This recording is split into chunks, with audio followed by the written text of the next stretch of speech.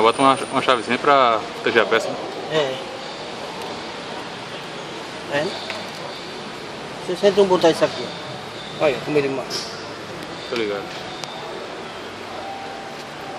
Agora você vai pegar essa aqui, de espátula de plástico. Ele tem que soltar a saída de ar pra... É, quando ele vem um rádio original, quando ele não vem, isso aqui sai tudo. Uhum. A peça. Peça toda, né?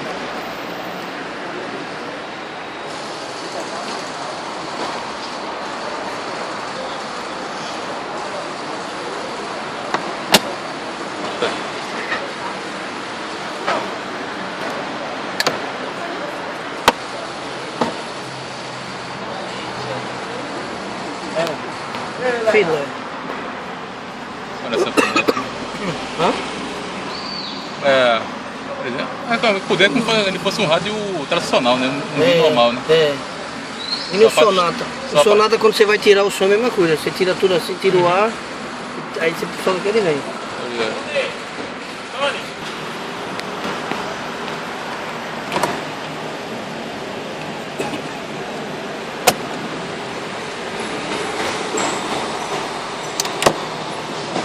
É a peça inteira. É. A peça inteira. Bota. É mais tranquilo, né? Aqui é filé. Bota mais esse dois parafusos do outro lado, ele já sai? Já sai.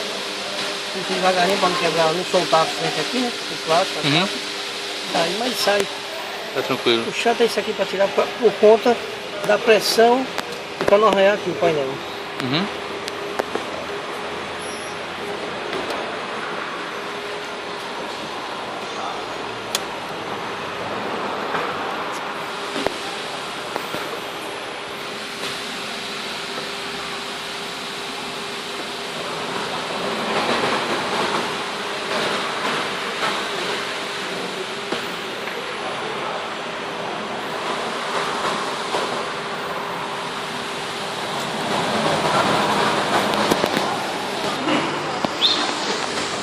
Tirou dois parafusos do lado do outro, sai inteiro.